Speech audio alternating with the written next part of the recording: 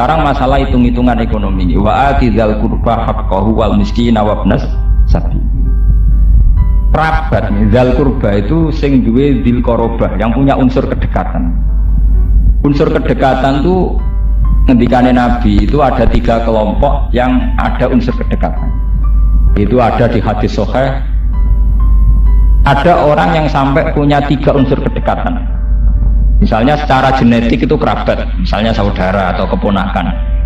Sudah secara genetik kerabat, ditambah dia juga kerabat atas nama agama, agamanya juga sama, Islam. Sudah gitu ditambah faktor geografis, memang secara fisik, secara geografis dia juga dekat. Misalnya sampai urip tetangganan adik atau kakak, agamanya sama, unsur genetiknya juga sama, dia secara fisik juga tetangga kita. Itu namanya punya 3 hak. Salah satu hukukun ngendikane itu prioritas, karena dia berhak mendapat segalanya karena dekat, punya unsur 3. Ada yang hanya punya unsur 2, misalnya dia dekat karena fisik tetangga kita tapi tidak ada hubungan darah, tapi ada hubungan satu Islam, satu agama.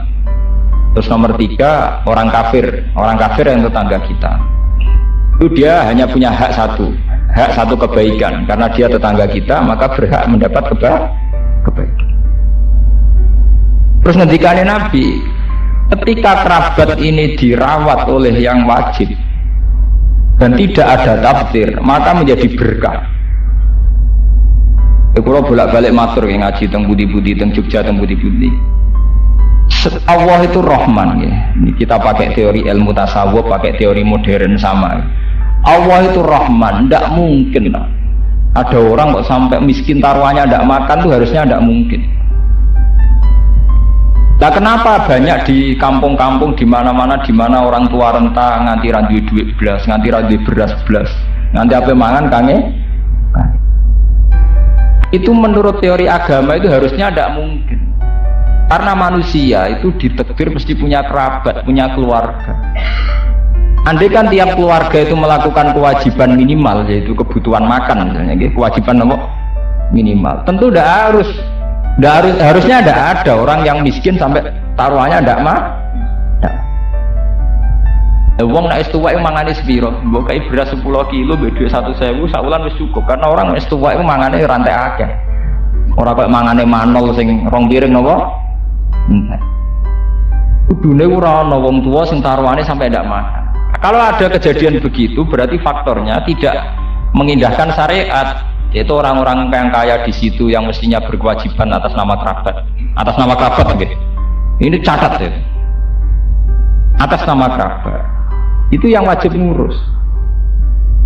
Ya, tapi zaman akhir itu orang kan pakai teori modern, makanya kula nu rapati setuju mbek teori negara gitu. Bahwa yang kaya itu ngrumat yang miskin. Sebetulnya harus ditambah yang kaya dan ada unsur kerabat. Kalau bolak-balik debat gitu. Misalnya ngeten. Saya kaya, punya uang 1 miliar misalnya.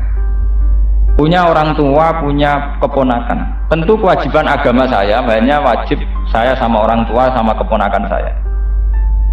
Bahwa di situ ada tetangga yang miskin nggak makan, saya kalau tahu itu wajib menyumbang dia. Tapi sebetulnya dari awal kewajibannya orang itu saat tidak makan adalah sama anaknya atau sama saudara kandungnya.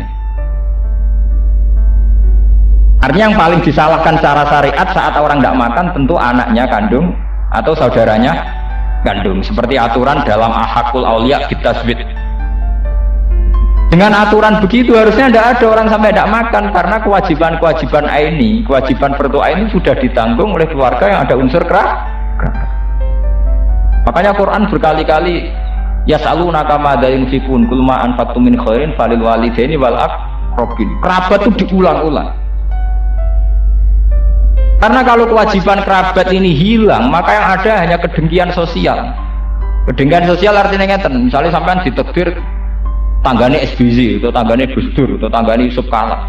Sawane angger wong ramangan saleh SBY, saleh Yusuf Kala. Karena ngono wong Jakarta ra mari dosane SBY ke Yusuf Kala. Wong ramangan paling akeh teng Jakarta, mboten teng Bojonegoro, teng Putih. Yang Temangsang ngisor tol. Ngisor tol sering digusur mbek Satpol PP. Padahal diure tol sing liwat Pak SBY Yusuf Kala. Presiden betina apa?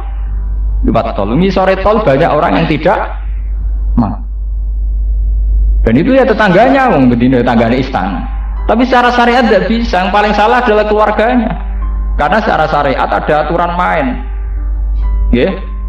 Wa 'alal mauludi lahu rizquhunna wa kiswatuhunna bil ma'ruf. Mauludlah itu ya siapa yang diberi kelahiran itu yang harus paling bertanggung jawab. Ini penting kalau aturakan karena sekarang teori modern itu menabrak teori kerabat.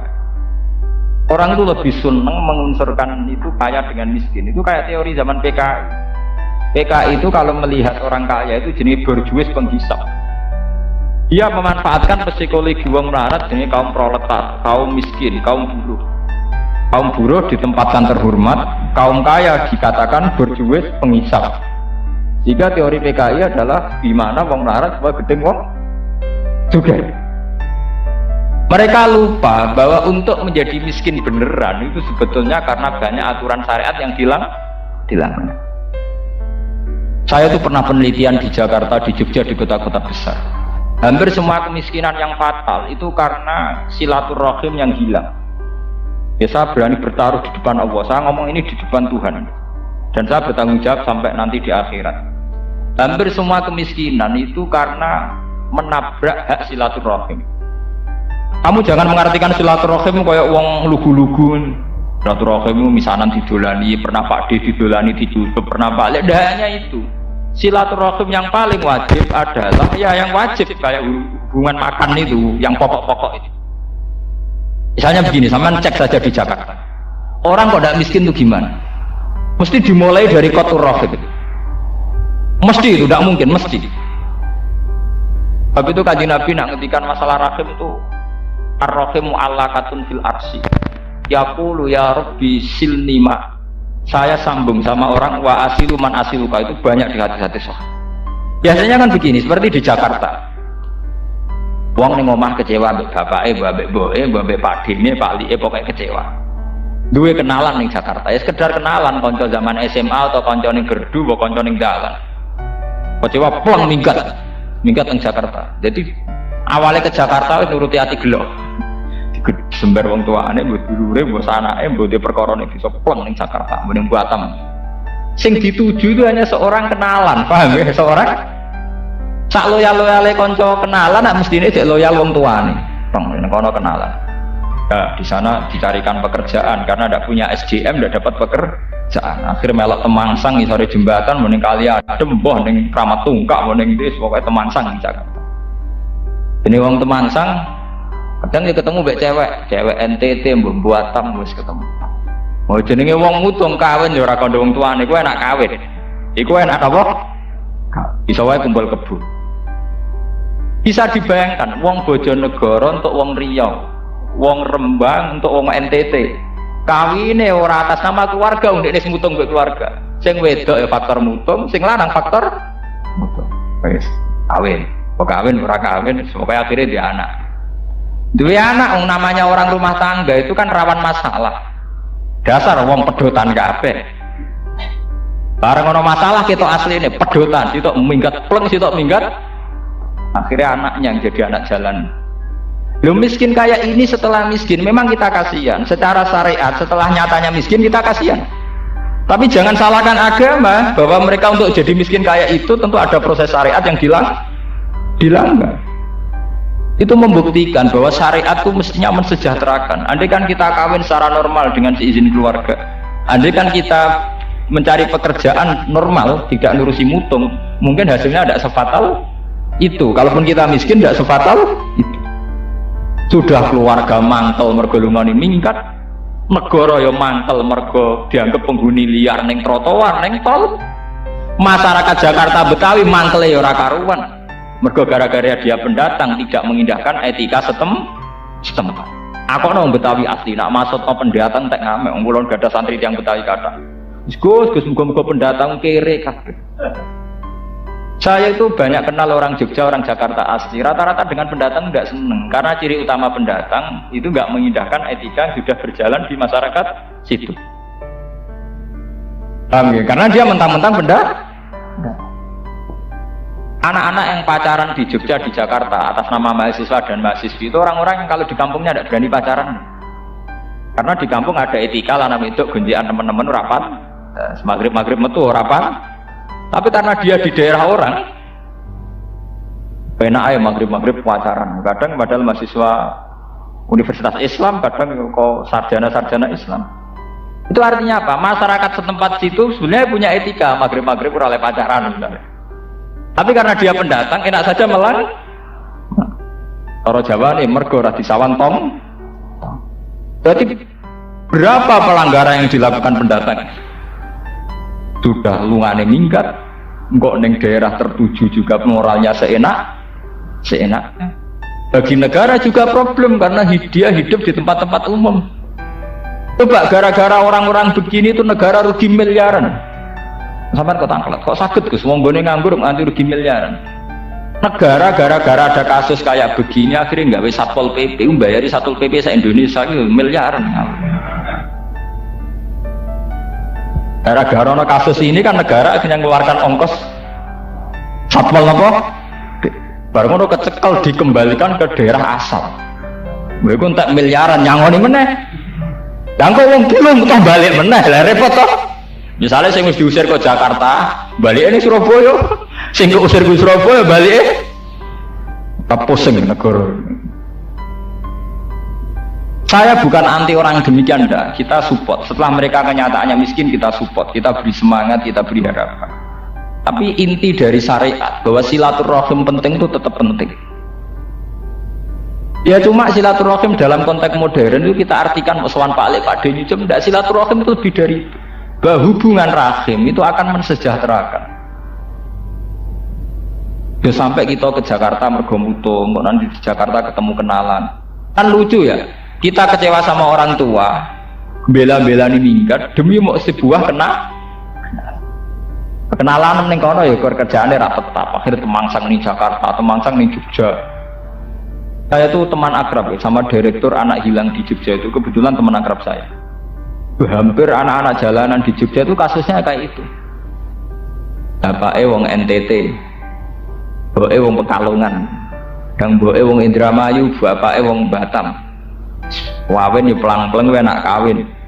Dari itu dia anak loro pegatan gue pada hilangi. Takoi sing mantan bojone. Nah, sekarang suami kemana? Nggak tahu. Pergi juga gak bilang. Anaknya takoi, bapakmu mana? Kayak kecilnya sih saya pernah tahu itu, tapi entah sekarang kemana? Ada wong dalanan, terus diceblokno nang Yogyakarta, diceblokno teng Jakarta. Akhirnya melahirkan banyak pengamen, banyak kriminalitas, banyak tempat-tempat yang macam. Makanya kalau bilang ya bahwa teori Quran tentang dzil qurba atau dzil qoroba itu harus kita tegakkan. Bahwa sesuatu yang ada unsur kerabat itu harus kita tegakkan. Nah, caranya gimana? Itu tadi kita memperkuat standar minimal berkeluarga, minimal kawin itu diketahui. Misalnya dalam era modern di sini wong tua itu abot, kalau kata wong tua ora berkenan, minimal diketahui bahwa kita kawin dengan si A, kita kawin dengan si B, ini minimal keluarga tak? Dari tahu ini kan kita lumayan, artinya bisa diakses. Cara saat ini sakit apa? Diakses. Tapi kalau sudah tidak tahu ini repot. Nah, bangsa Indonesia itu diributkan oleh orang-orang ini, orang-orang yang nggak jelas, kemudian menjadi beban negara, beban masyarakat. Ya kayak gembel-gembel di Jakarta, di Surabaya, masyarakat setempat gerutu.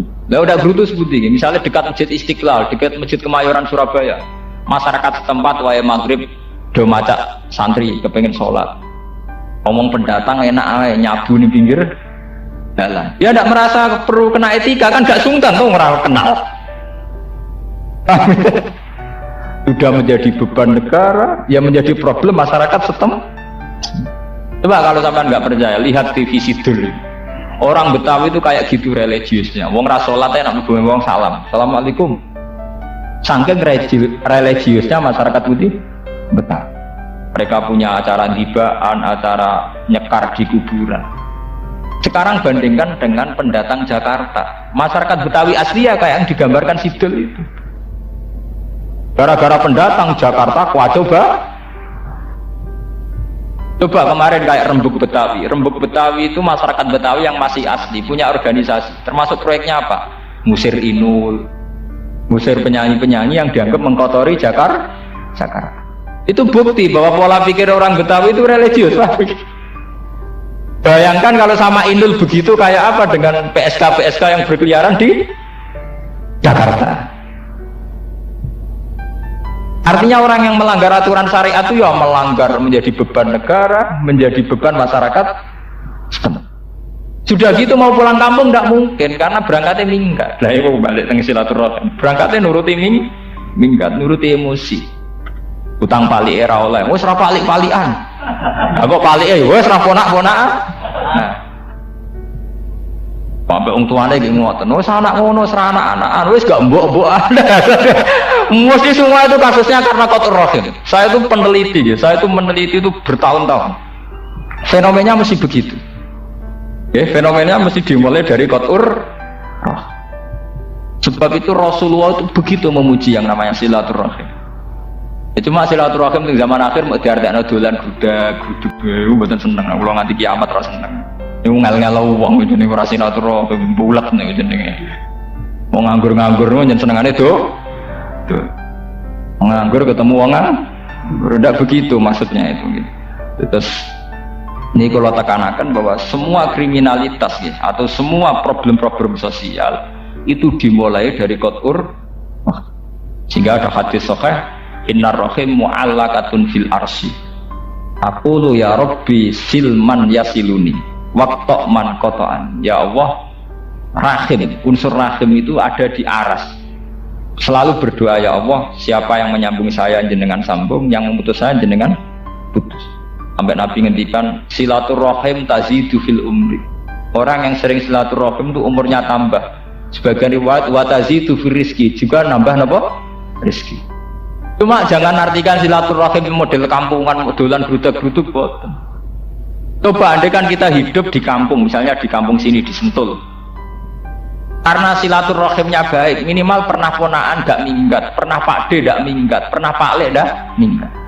Dari kekuatan tidak minggat ini tuh sudah terhimpun satu komunitas keluarga, meskipun gak harus rukun-rukun amat. Tapi dari kumpul saja terhimpun satu kekuatan yang bisa bikin komunitas pekerjaan, komunitas kelan, komunitas ras. Tapi kalau terjerai-berai, pernah ponaan minggat ning Batam, boh. Barang mulai setahun pisan mulai lagi saya manggon di buka Pak D Jakarta lah ini ning dia setahun pertama teng Jakarta badan niku teng Batam niki badhe dijak teng Malaysia waduh Pak D ne ora alamate lagi melok sapa kenalan wong kabare wong NTT wong NTB wong ketemune ning Pak bar ngono nggawa cah wedok bocah wis ora roh sopan santun bocah ndi ora jel terus berarti periode ponaan cek konangan jenenge sapa? Mergo pancen tanggam, ponaan tepaan tanggam. Periode anake ponaan wis gak roh piye untuk wong NTT, NTB. Bareng dikawin, ora dikawin silang. Engko mbote kok cerita mbek Pak D ne, aku ndek anak loro Pak D. Mbah anak lha iku ponaan sing loro iki wonge raine piye? Ora. Kayak apa kesulitan sebuah keluarga kalau sudah ngadepi fenomena yang tentang perenang kayak ini sudah kacau balau. Yang ngono SBC kan mikir. Bener SBC apa ngantor lewat tol padahal ngisore tol wong kelaparan. Nah, diurusi ya pusing kenapa? Paling nelpon Menteri Pekerjaan Umum Satpol PP kerahno. Akhirnya betina delok berita TV Satpol PP go bego. Bu dina ngrubah kok gak entek-entek zaman pikir hebatnya wong nekat ya. Kula mulai cilik zaman Pak Harto nggih sampai era Gus Dur, era Habibie, Megawati sampai SBY. Kula bedina ana kabar penggusuran lho kok ora entek-entek. Saking banyaknya jumlah orang gak jelas. Mana tiap blok TV jarak mesti ana berita apa? Penggusuran. Penghuni li iya. Lu orang entek nganti saiki. Padahal negara sudah bikin Satpol PP se-Indonesia. Jakarta tok nganti saiki ora entek. Lah misalnya Satpol PP diarahno ning Kramat Raya nih. Mbok jebulin Jakarta Selatan ngono meneh. Jakarta Selatan digusur Ciledug ngono meneh. Terus entekno bego. Nah terus antiknya Quran ayat ini ditutup wala tubadzir tabdzira. Bahwa Anda dalam menyantuni keluarga itu jangan melakukan tabdzir. Jadi kalau nanti mau tentang hadis sahih, harusnya dalam keluarga itu sederhana karena ngendikane Nabi ta'amul wahid yakfi isna wa ta'amus naini yakfi arba'atan. Jatah rezekinya orang satu itu normalnya nyukupi orang dua. Jatah rezekinya orang dua normalnya nyukupi orang empat. Saya itu bisa merasakan sekali. Zaman kula mondok melarat, zaman kula merantau ning Yogya meramat, niku merasakan sekali. Misalnya saya karena keceluk Gus, keceluk dianggap iso ngaji, sering untuk salam template misalnya. Santri karena orang terkenal ngalim tentu rantut salam template. Misalnya begitu. Tapi gara-gara satu orang sing untuk salam template saja, itu bisa nguripi santri di sekeliling.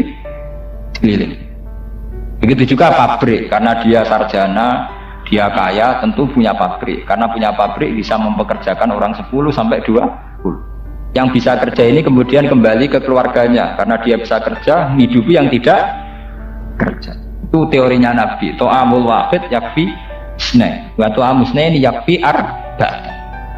Artinya sebetulnya begitu mudah untuk merecovery ya, untuk menjembatani sebuah keluarga yang besar itu sebetulnya begitu mudah. Karena jatah rezekinya orang satu bisa dipakai orang dua bisa 4 dan seterusnya. Tapi kemudian menjadi tidak mudah saat orang melakukan tabdzir. Misalnya kados kula, misalnya gaji kula 2 juta misalnya, atau 1 juta.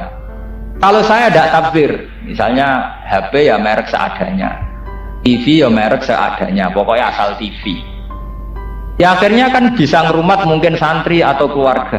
Coba kalau saya tabdzir misalnya, bayaran 2 juta wae, TV ini merek terkini, HP ini ya merek begini, antena TV ini ya merek terkini. Ya serang arah iseng rumah keluarga ini mesti kurang emin. Berarti menjadi sirinya, menjadi hikmah bahwa kekurangan itu dimulai dari tabdzir. Kalau gak ada tonggo-tonggo nak sing kerja teng Malaysia teng Putih-Putih ngoten. Di duit 10 juta, itu nak mulai ora ditukokno sapi tas sawah. Mesti bibat senengan. Bibat TV, CD, ambek parabo. Kok iso nyukupi keluargane piye? Wong TV ku yo mangan listrik.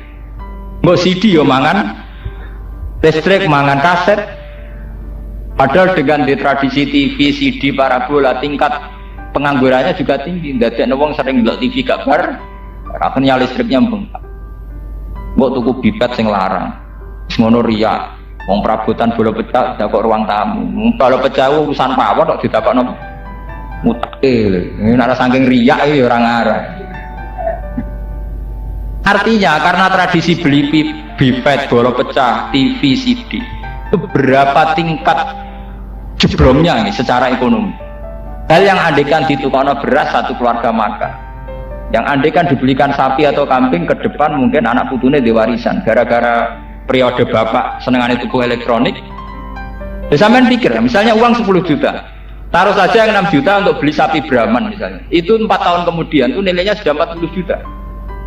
Hanya dia gelem ngalah sidik, ngekang nafsunya dibelikan sapi Brahman misalnya. Daripada 10 juta tuku TV terkini, HP terkini, parabola terkini, akhirnya ludes. Mana Quran ngenyak mumbazir itu balane setan. Karena ternyata diam-diam dari tabdzir ini melahirkan kemiskinan yang akut. Bukan sekedar miskin, kemiskinan yang akut. Uang 10 juta yang harusnya andekan dibelikan sapi 4 tahun kemudian menjadi anak pinak hanya karena nuruti nafsu selera alat elektronik, hancur.